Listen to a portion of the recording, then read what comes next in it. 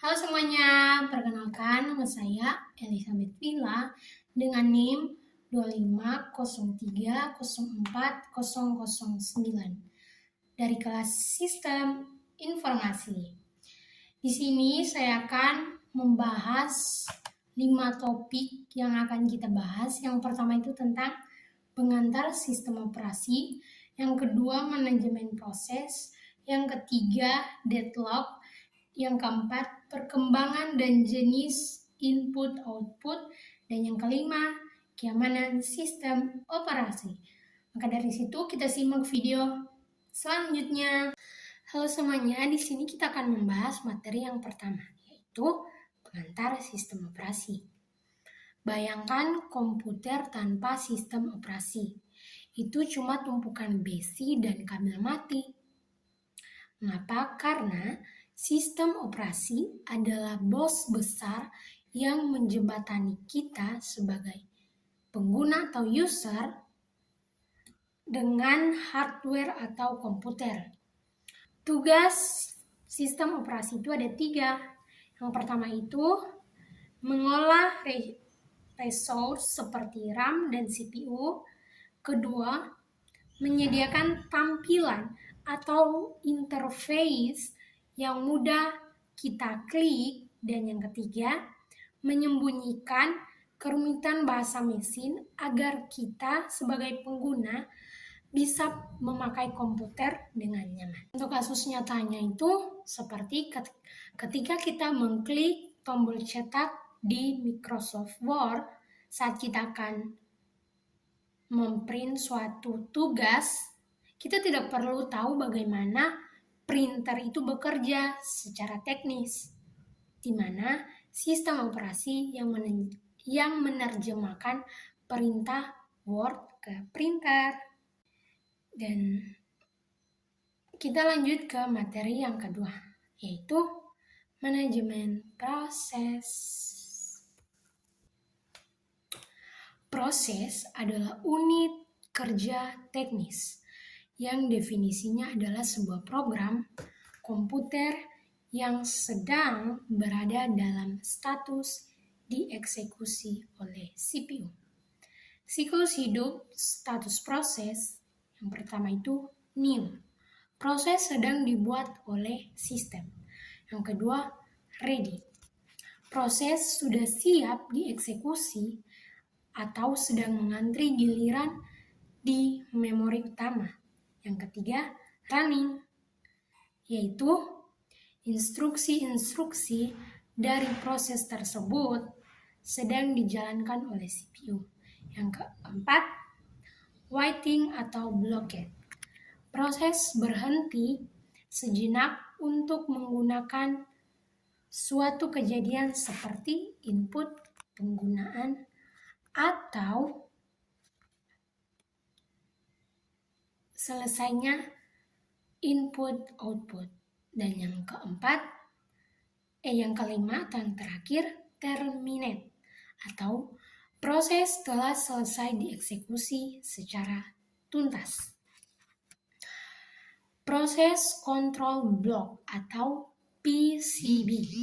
Setiap proses memiliki kartu identitas digital di dalam sistem operasi yang mencatat ID proses atau PID, status, isi register CPU, batas memori, dan daftar berkas yang dibuat.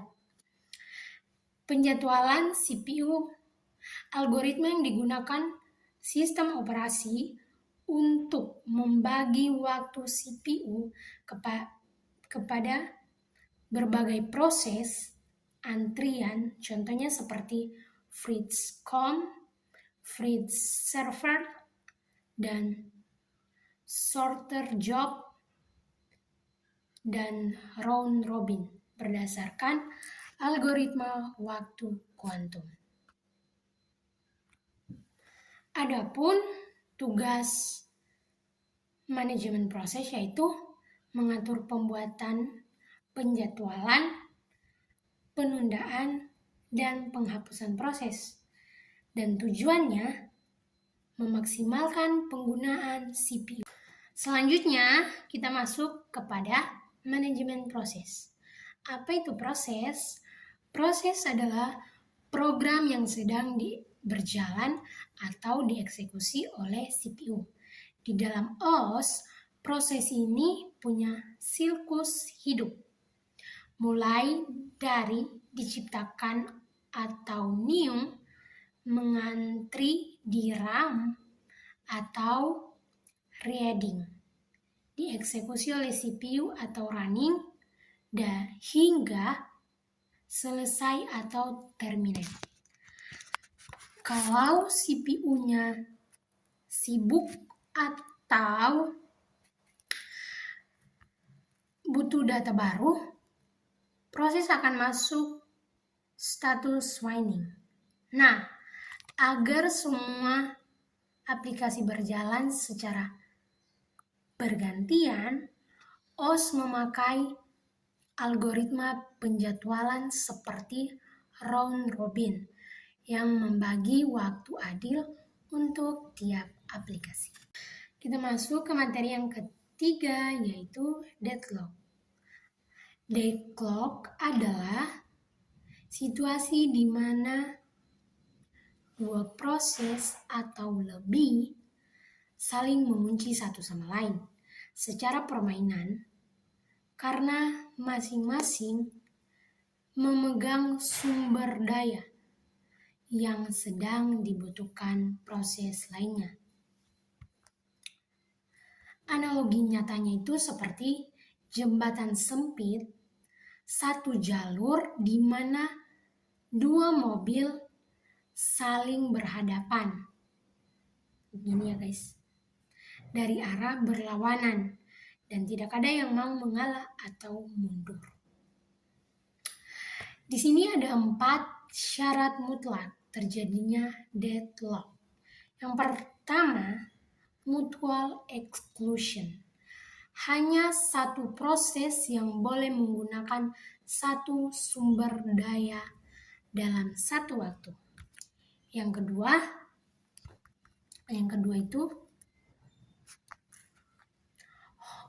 kedua hold and wait.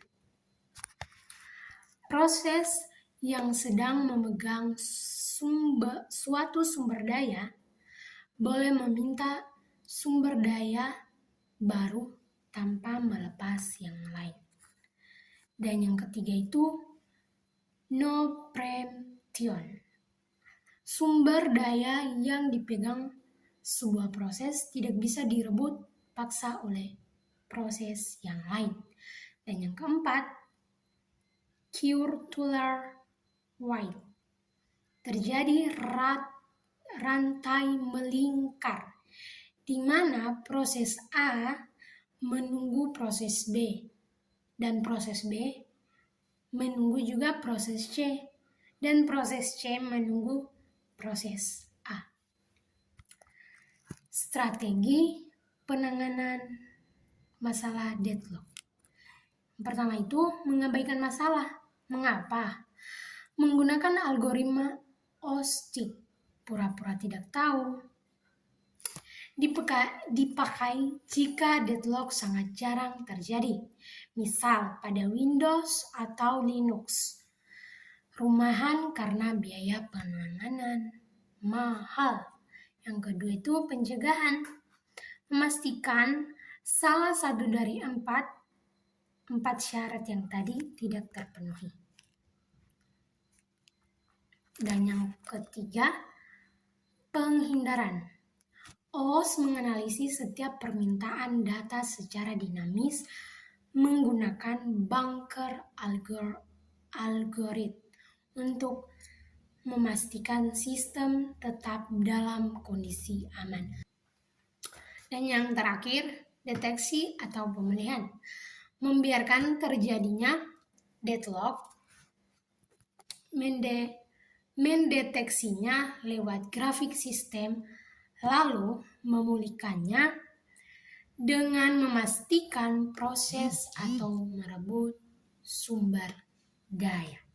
Selanjutnya kita masuk pada materi yang keempat, yaitu perkembangan dan jenis input-output atau I/O. Manajemen input-output bertugas menangani komunikasi antara komputer dan seluruh perangkat eksternal dan demi menjembatani perbedaan kecepatan operasi yang sangat kontraks. Evolusi teknik input-output dari tradisional ke modern. Yang pertama itu program input-output. CPU mengontrol perangkat secara penuh dan terus-menerus, mencetak status perangkat, metode polling.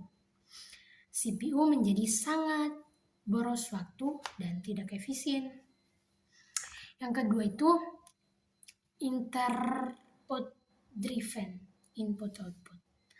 CPU memberikan perintah kepada modul input-output lalu beralih mengerjakan tugas lain. Jika perangkat input-output sudah siap, perangkat akan mengirim sinyal. Dan yang ketiga itu Direct Memory Access atau DMA. Modul khusus yang mengambil alih tugas transfer data blok besar seperti dari hard disk langsung ke RAM tanpa perlu campur tangan CPU untuk tiap bit datanya. CPU hanya dilibatkan pada awal dan akhir proses. Dan di sini ada jenis perangkat input-output berdasarkan aliran data. Pertama itu block device. Block device menyimpan dan memindahkan informasi dalam blok-blok berukuran tetap. Contohnya SSID, HDD, dan flash disk memiliki alamat tersendiri. Yang kedua itu charger device, mengirim atau menerima aliran karakter satu demi satu tanpa struktur blok. Contohnya itu seperti keyboard, mouse, printer. Tidak dapat dialamatkan secara acak. Ya, terakhir dan yang paling krusial atau yang paling penting yaitu keamanan sistem operasi. Tugas OS adalah menjaga 3 pilar utama yang disebut CIA triad. Kerahasiaan data agar tidak diintip, integrasi data agar tidak diubah hacker, dan ketersediaan sistem agar bisa diakses kapan dan di mana saja. OS harus kebal dari serangan malware atau virus atau ransomware yang mengunci data untuk melindungi kita. OS menyediakan benteng pertahanan mulai dari login, password atau biometrik, pembatasan hak akses, dan hingga viral jaringan. Keamanan OS itu melibatkan pencegahan dan pelindungan seluruh sumber daya komputer dari kerusakan, pencurian, atau modifikasi ilegal oleh pihak eksternal maupun internal.